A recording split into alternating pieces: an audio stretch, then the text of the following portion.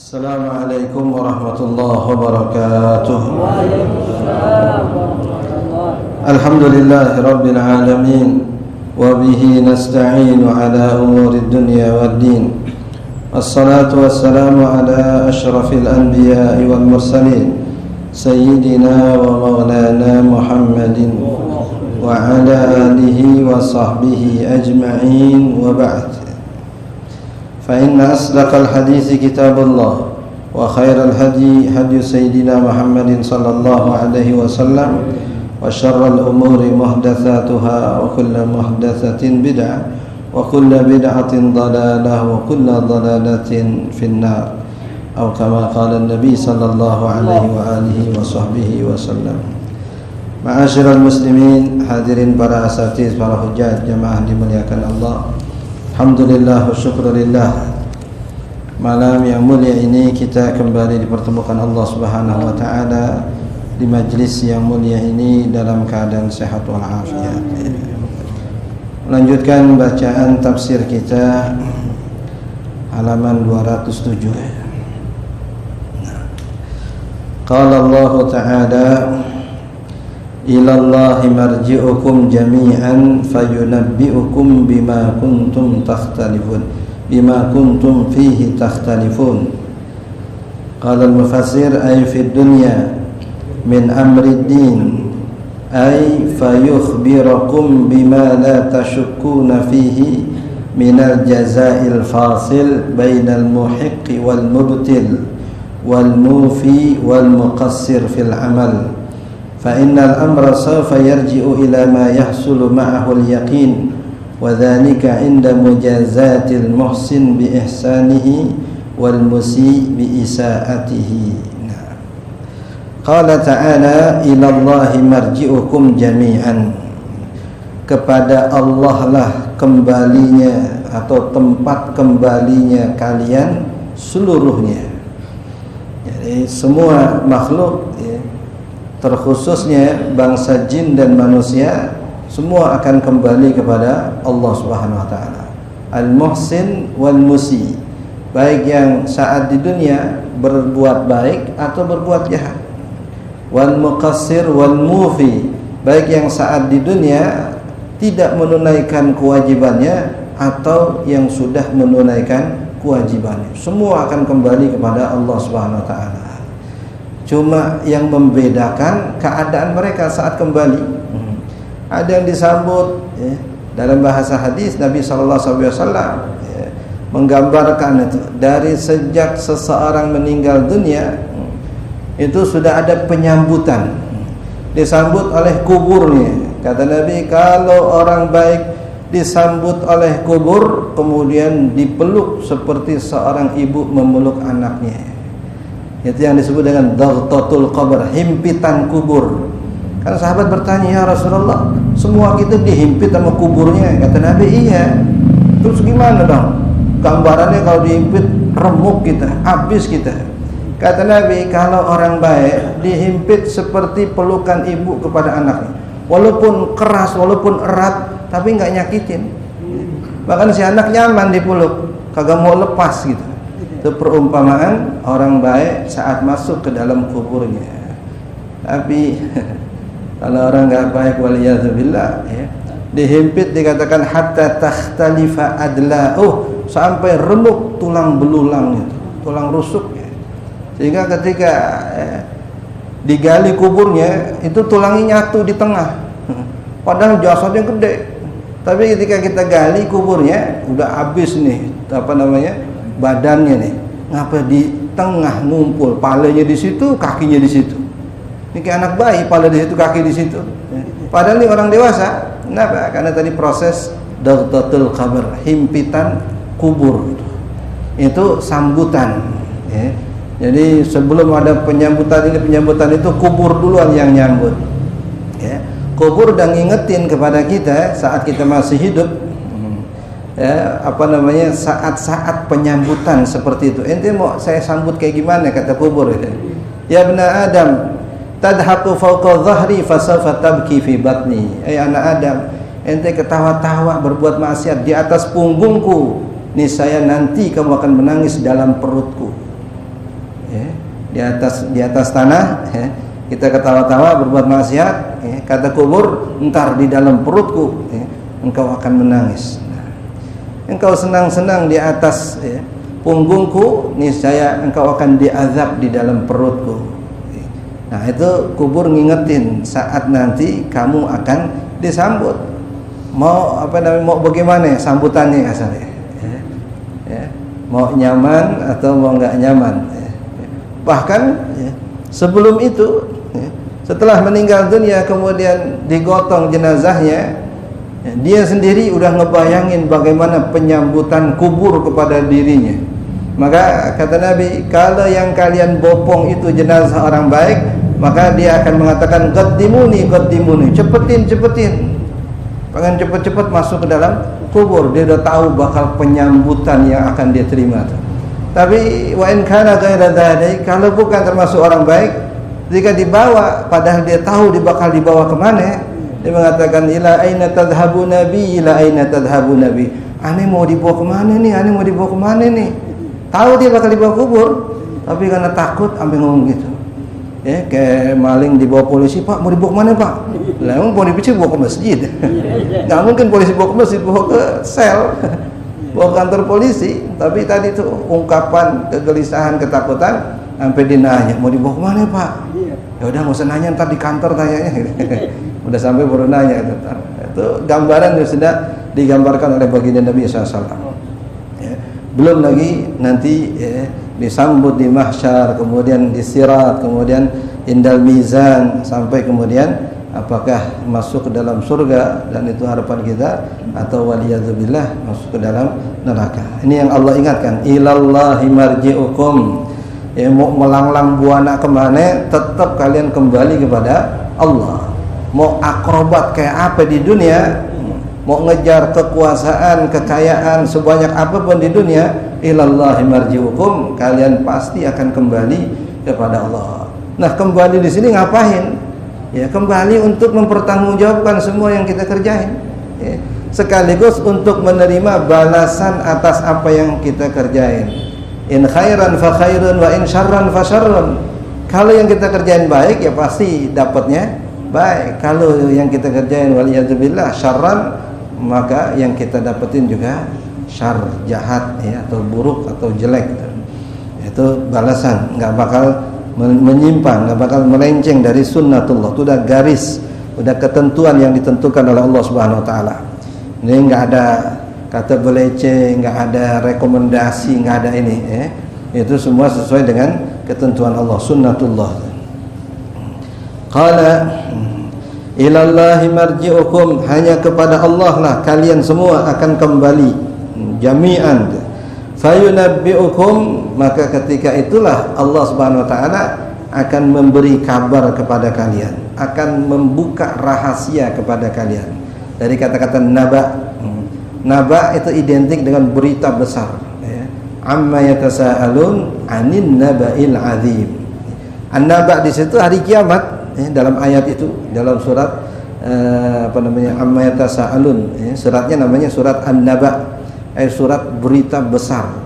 Tentang apa mereka bertanya kepada Muhammad? Mereka bertanya tentang An-Naba'il 'Adzim, berita yang agung, berita yang besar, yaitu terjadinya hari kiamat. Nah, makanya nabi itu diambil dari kata-kata naba, ya. Na'am, nabi'u artinya orang yang bawa berita besar. Ya, ada juga yang mengatakan nabi itu diambil dari kata-kata nubuwah, yang artinya tempat yang tinggi, ya. Jadi seorang nabi, seorang yang meninggikan derajat orang yang mengikutinya, atau seorang nabi adalah seorang yang memang tinggi kedudukannya. Jadi bisa bermakna fa'il, bisa bermakna maf'ul. Nabi arti yang ditinggikan, nabi juga arti yang meninggikan. Yang ditinggikan karena memang tugasnya sebagai utusan Allah. Yang meninggikan itu bagi yang mengikuti ajarannya, akan dimuliakan oleh Allah Subhanahu wa taala. Itu keindahan bahasa Arab yang luar biasa. Dari satu kata pecahannya ke sana kemari, tapi artinya identik, ya. Ya, apakah dia sebagai objek yang ditinggikan oleh Allah, atau sebagai subjek yang meninggikan kedudukan orang yang mengikuti ajarannya itu. Sama-sama, ya, namanya nabi. Nah, ada an-nabi'u atau ada an-nabi ya, dengan syiddah. Nah, dan ini yang dipilih oleh Allah Subhanahu wa taala ketika Allah perintahkan salawat. Ya ayyuhalladzina amanu shallu alaihi wa sallimu taslima. Perintahnya apa? Innallaha wa malaikatahu yusholluna 'alan nabi, bukan 'ala rasul, 'alan nabi. Karena seandainya pun dia bukan seorang rasul, hanya seorang nabi, dia sudah layak untuk mendapatkan salawat dan salam dari umatnya, apalagi juga seorang rasul. Jadi yang menyebabkan seorang nabi itu berhak ya, diselawatin oleh umatnya itu karena kedudukan kenabiannya. Adapun kedudukan sebagai rasul itu yang menambah nilai ketinggian kedudukannya di sisi Allah Subhanahu wa taala. Karena Allah memilihkan kata-kata itu. Sehingga banyak salawat ya, yang menggunakan kalimat nabi ya, bukan kalimat rasul. Rasul sebagai pelengkapnya saja. Karena memang itu yang Allah pilih dalam redaksi salawat. Innallaha wa malaikatahu yusholluna 'alan nabi ya. Nah, bukan yusholluna 'alar rasul ya. Tapi ketika konteksnya adalah dakwah, ketika konteksnya adalah menyampaikan risalah, baru Allah menggunakan rasul. Ya ayyuhar rasul balligh ma unzila ilaik. Wahai rasul, sampaikan apa yang Allah wahyukan kepadamu. Jadi tadi masing-masing dengan konteksnya ya. Ini konteks kedudukan seorang nabi, maka ya, Allah menggunakan kata nabi. Ketika konteksnya itu jabatan ya, tugas sebagai penyambung, sebagai penyampai dakwah, maka disebutlah dengan ar-rasul, ya ayyuhar rasul. Nah, qala fayunabbi'ukum, maka Allah akan memberitahu kepada kalian bima kuntum fihi takhtalifun, dengan apa-apa yang kalian perselisihkan di dunia. Di dunia hampir semua perkara ada perbedaan pendapat, ada ikhtilaf ya. Bukan hanya yang hak dan yang batil berbeda, kadang-kadang antara yang hak dengan yang hak juga berbeda. Nah, antara mazhab dengan mazhab. Ada mazhab ilmul kalam. Di mazhab ilmul kalam ada ahlus sunnah, ada khawarij, ada murji'ah, ada qadariyah, ada jabariyah, ada syiah ya. Banyak tuh sektor-sektor dalam ilmul kalam. Dalam masalah fikih ada mazhab Imam Syafi'i, Imam Malik, Imam Ahmad, Imam Abu Hanifah. Ada yang bahkan sudah punah, ada Imam Ishaq bin Rahawai, Sufyan ibn Uyainah, Sufyan Ats-Tsauri. Kemudian sebelumnya ada mazhab Imam Lais bin Sa'ad yang diakui oleh Al-Imam Malik ibn Anas rahimahullah taala. Itu gimana itu?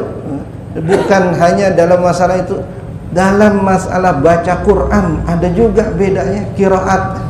Ada qiraat Hafiz an Asim, ada qiraat Abi Hamzah, ada qiraat Ibn Katsir, kemudian ada qiraat Warash ya. Ada 7 qiraat yang mutawatir, yang artinya sanadnya sampai kepada Nabi SAW dengan otentik ya. Semua bacaan yang mutawatir boleh kita baca di dalam salat ya. Mau baca pakai qiraat Warash boleh ya. Itu didominasi oleh orang-orang Maroko, oleh orang-orang Afrika. Atau mau baca qiraat Hafiz yang memang biasa kita baca. Nah, atau qiraat yang lain, asalkan masih dalam pakem qiraat yang sudah ditentukan oleh masing-masing garisnya tadi itu. Jadi qiraat bisa beda-beda ya. Itu baru yang mutawatir ada 7 ya. Belum yang tidak mutawatir, artinya yang tidak otentik ya, yang diperselisihkan itu sampai 14 qiraat ya. Nah, yang kadang-kadang antara qiraat dengan qiraat tidak harus beda, semua ayat bacaannya beda ya. Kadang beberapa ayat yang bacaannya beda, atau kaidah-kaidah tertentu ya. Ini setiap ada mim sukun ya, itu mereka baca dengan dhammah. Nah, siratal ladzina an'amta 'alaihimu ghairil maghdubi 'alaihimu waladdallin misalkan. Jadi kita biasa baca ya, alaihim ya, mereka baca dengan dhammah. Itu qiraat ya. Belum lagi tadi yang ghair mutawatir yang sampai 17 qiraatan itu. Macam-macam. Ya. Ada yang takdim takhir. Fayaqtulun wa yuqtalun, di qiraat lain dirubah. Fayuqtalun dulu baru wayaqtulun. Ya.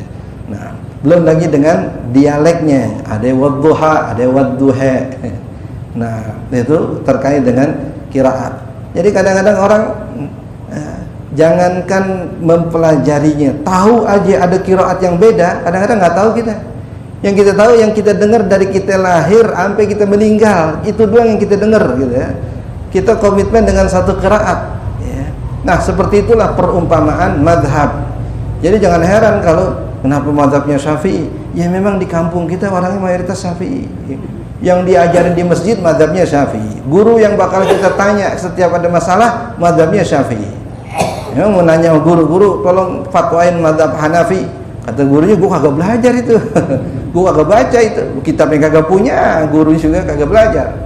Jadi kenapa kita enggak ya, menentang orang yang hanya baca satu qiraat dari lahir sampai meninggal, tapi kita menentang orang yang hanya bermadhab dengan satu madhab, padahal memang enggak ada waktu buat belajar madhab yang lain. Sebagaimana kita juga enggak ada waktu buat belajar qiraat yang lain. Kali-kali kita baca qiraat Waras misalnya. Ya, kalau di YouTube tinggal kita klik aja mau baca qiraat apa, di situ ada ahli-ahli qiraatnya, mau gaya begini, mau gaya begitu ada. Tapi kita nggak punya waktu belajar itu semua. Yang ini aja kita masih belepotan kadang-kadang. Yang jelas-jelas dari lahir kita udah dengar qiraat Hafs an Asim ya. Itu qiraat yang dominasi dipakai di Indonesia, termasuk yang banyak dibaca di Masjidil Haram ya. Masjidil Nabawi itu pakai qiraat itu. Bahkan yang dicetak mushaf-mushaf itu dominan qiraat Hafs an Asim. Jadi kalau kita ambil Quran di Masjidil Haram, di Masjid Nabawi, ya qiraat itu yang ada. Ada qiraat yang lain tapi nggak ada di situ Qurannya. Ada kalau mau ke Afrika ya. Waktu saya ke Maroko ada Ustaz nitipin, Ustaz anda nitipin Quran qiraat Waras ya. Oke, bismillah. Emang kita ke negeri yang memang mempraktekkan qiraat Waras. Dan dia memang belajar qiraat ya. 10 qiraat dia hafal Quran dengan 10 qiraat. Nah, cuman dia susah punya Quran versi qiraat Waras ya. Tulisannya, bacaannya ya. Di sana gampang. Jadi kalau kita di pinggir jalan orang jual Al-Quran, ya memang qiraat Waras semua. Justru nggak bisa atau susah kita nemuin orang yang jual Quran qiraat Hafs seperti yang ada di Indonesia. Coba kalau kita ke sono, kita ngerti cuman qiraat Hafs, repot juga. Ya, nah, sebagaimana mereka ke sini. Tapi kalau orang yang sudah belajar, ya dia nggak masalah. Dia tahu dia niatnya. Nah, ini nanti di hari kiamat Allah Subhanahu wa taala akan menentukan siapa yang benar. Di dunia itu berlaku hukum keringanan. Di zaman Nabi SAW itu Sayyidina Umar pernah dengar orang baca Quran, bacaannya beda dengan apa yang dia dengar dari Nabi. Bahasa kita dikancing tuh bajunya, fa akhadha bi talabibi qamisih, dikancing tuh bajunya. Apa-apaan lo bikin-bikin ayat Quran dan bikin-bikin bacaan Quran. Enggak pakai begini aneh dengar Nabi baca Quran. Dibawa pada Sayyidina Umar. Setelah berhadapan dengan Nabi, mahlan ya Umar. Bahasa kita nyantai wahai Umar, kenapa ente ya, nyekel apa namanya baju orang? Ya Rasulullah, dia baca Quran tidak seperti yang kau ajarkan kepada aku. Memang bacanya gimana? Coba ente baca. Baca. Kata Nabi, betul bacanya. Coba engkau Umar baca. Betul juga engkau bacanya. Enggak ada yang masalah. Jadi ini yang disebut dengan rahmah. Perbedaan membawa rahmah. Ada dialek-dialek tertentu yang nggak bisa nyebut huruf tertentu ya. Itu yang ditolerir dalam qiraat ya. Tapi tadi ada ketentuannya dari Nabi SAW ya. Ada yang ekstrim perbedaannya ya. Nah, ada satu kaum ya, yang setiap huruf ba itu dibaca dengan huruf mim ya. Nah, laisa minim birri ya. Laisa minim birri ya. Nah, jadi yang seharusnya apa namanya huruf tertentu karena dialek di kawasan tertentu akhirnya dirubah, itu diganti. Nah, itu masih dalam konteks qiraat. Nah, nanti semua termasuk perbedaan mazhab tadi ya. Ada Syiah ya, ada Qadariyah, ada Jabariyah, ada Murji'ah, ada Khawarij. Itu nanti di hadapan Allah bakal disidang semuanya.